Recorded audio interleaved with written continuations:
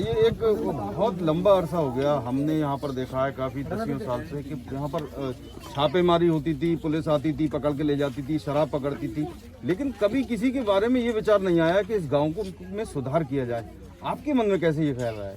Actually कुछ पत्रकार बंधुओं ने यहाँ की सूचना दी कि यहाँ ये काम होता है। मैंने 2 आदमी को बंद भी कराया, फिर दोबारा उन्होंने यही काम किया, तो फिर मैंने पुलिस को सूचना दिया। तो हमारे एसओ साहब ने बताया कि सर ये विकलांग आदमी है, कैंसर का मरीज है, इसके कोई और सामान लेता नहीं, तो इस जिंदा रहने के लिए ये इस काम को कर रहा है।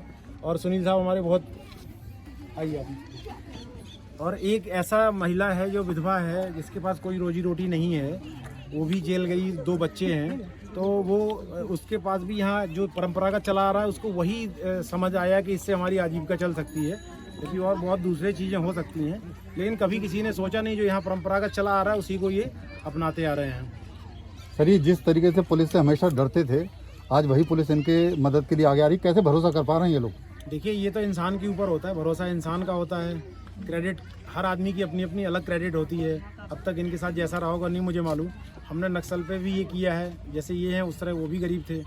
इनको कभी बताया ही नहीं गया है कि कर क्या रहे हैं। और सच बात ये एक 1902 में जैसे आए, बताया दीक्षित जी ने कि पंडित जी ने बताया कि 1902 में राजस्थान से आए हैं, माइग्रेटेड हैं, आज तक बंजर ज़मीन पे बसे हैं, आज तक इनको जाति का ही नहीं पता है कि ये किस जाति में आते हैं।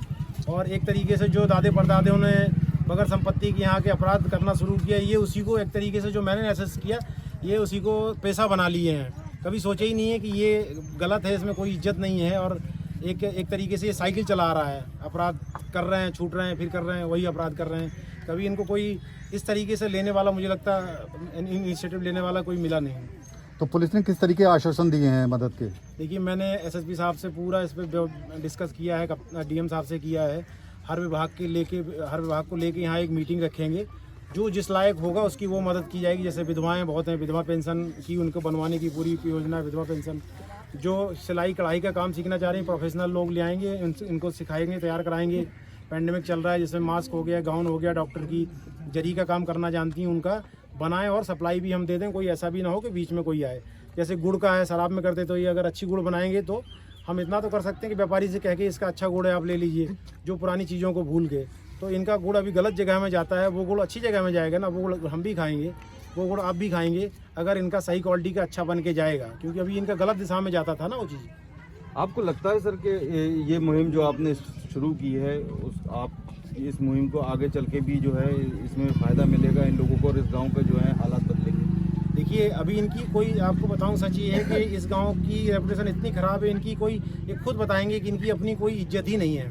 तो इन्हें बेचारों को इज्जत ही नहीं मिली कभी, तो ये इस बारे में सोचे ही नहीं कि क्या परिवर्तन कर सकते हैं। अब ये परिवर्तन का इन्होंने बीड़ा उठा लिया है, और इन्होंने जिस देवी माँ की कसम खा के ये अपराध करते थे, उसी देवी माँ की कसम खा के इन्होंने अपराध छोड़ने के लिए कहा है।